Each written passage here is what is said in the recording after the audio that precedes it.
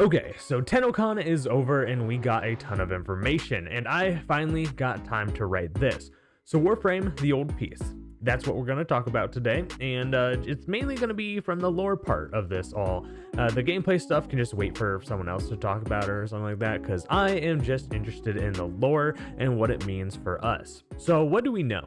Well, we know that this is happening in the past in an Orokin era Tau on a moon called Parita. We also have a sentient friend named Adis Truthbloom, along with a few other sentients such as Archimedean Itsum. This will all be taking place in the past with our operator, where we will learn about our upcoming destination, present day Tau. But in the past, there are a few guaranteed things we will learn. One, we will learn about the peace treaty that was formed, and as far as I'm aware, this was really never mentioned and is completely new lore when it comes to the Orokin era. On top of that, we will also learn about another potentially lost in time focus school known as Tauron, which may give us another edge on the sentients. Now, we may also learn new powers for our operator. I don't think this will be fully linked with the past of Tau, as it will just be a remaster of the operator, so it would probably be possible to learn these new powers without going to Tau. Maybe one new power will be linked to it since, we saw it in the gameplay reveal, but with the HUD turned off, I think it's just a little unclear whether it was a cinematic thing or a gameplay thing. Or, maybe it could just be a thing where you need a special sentient core to unlock that you can only get in Tau. Like I said, I am not sure of all this at the moment.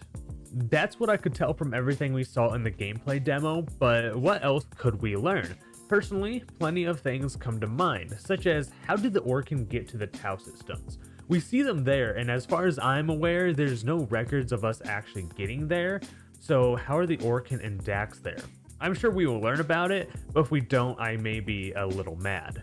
On top of that, I think we may get a little bit more on Ballast and probably a lot more about the sentients. The gameplay demo also showed Caliban Prime, which makes me think we will learn a bit more about Warframes and actually get some Prime Warframe lore that some are actually missing, especially for Caliban since he was made by Era. The Orokin must have taken the design and primed it, which is interesting to say the least. We may also learn about more sentients that exist, like different types. We already saw like a jackal type sentient thing in the gameplay demo, along with a giant guy that I'm pretty sure is an Eidolon named Hunhalus. It could be something else made by the Orokin, possibly, probably. But I don't know, there still could just be a lot more to see. Along with that, a lot more info on the Orokin era itself would just be there out in the open, which would be extremely nice.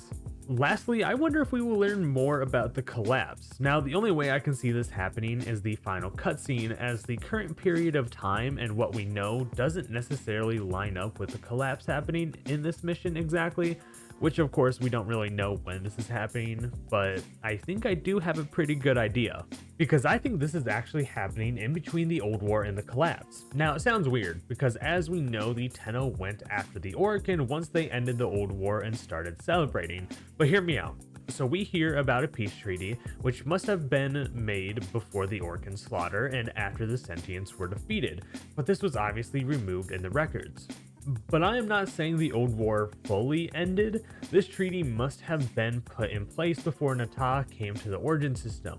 So before the Old War officially ended, the Orokin signed peace with the sentients. Then that was the end of the war, but it wasn't. This is where this idea kind of gets a little tricky and can go into some gray areas, or it can go into two different ideas or something like that. So if we killed the Orokin when we were celebrating the Old War's end, then what would that make this? Could we be the only ever Tenno on Tau, and all of that could be happening behind our back in the Origin system? I think that is probably the logical choice, because we just figured out all the top dog sentients are hiding this from the Empire and us, that they just sent Nata to make the Orokin Empire fall, which this would mean that the sentients broke the treaty, even though in the gameplay demo it looks like they were trying to save the treaty. Now, this could have obviously happened some other time during the Old War, and honestly that may be the case. Well, I personally can't see it, because it had to have happened after the Zerman returned and after the Tenno learned transference, and I feel like the timing would work perfectly based on where we are at. Not to mention Caliban Prime, so like if Caliban was made from Era in the Old War, this kind of cements the idea that the Prime version was made during the peace treaty. Now, the lore on Tau could be completely different because maybe the Sentients wanted peace, but Sentients like Hunhao wanted revenge. I don't know about like any of this. If anyone has an idea when exactly this may be happening, feel free to let me know if they want to share it, of course. I think that the Orokin slaughter is happening while we are at Tau, but that's just me.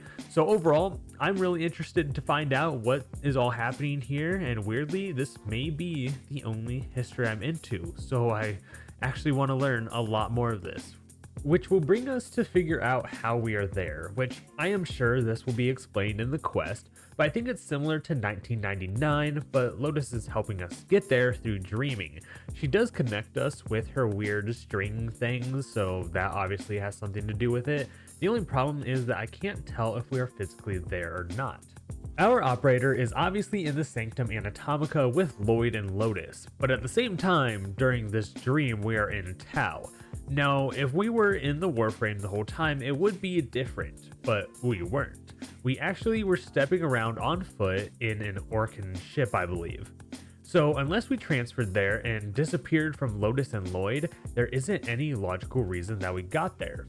I mean, we could be seeing through the eyes of another Tenno, or at least living the events of one that made it to Tau somehow, but I just can't see that being the case. So yeah, like I said, this will probably be mentioned sometime in the quest, so we'll just have to wait for that to happen and tell us.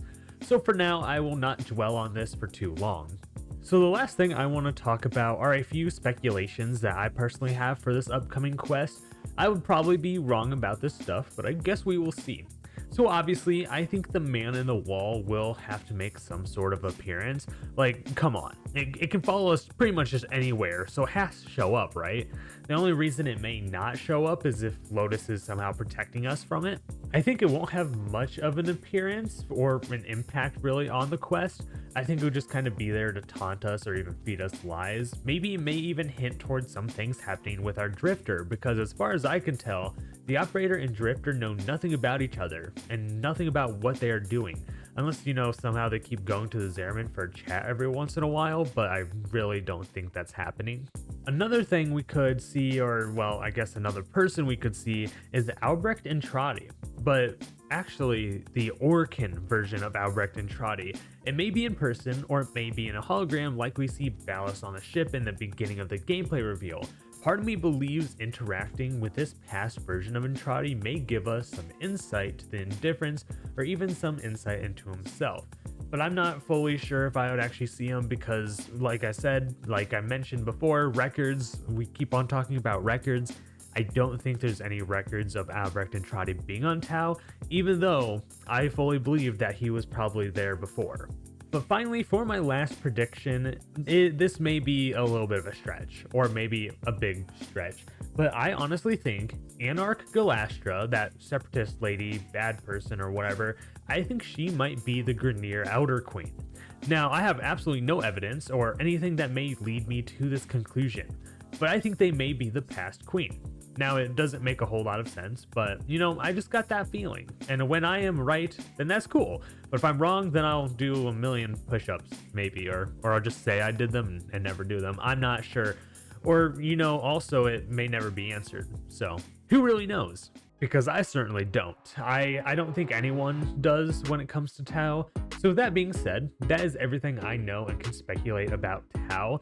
We know what we are doing. We know we are going to the past. We are in the Orokin era Tau. We know all of that for certain, which means this will be an interesting chapter for Warframe, especially when we will be going to Tau itself, its present day Tau, like next year sometime. So with that being said, let me know what you think. Let me know any of your thoughts on this and maybe some theories, because it would be cool to see some other perspectives.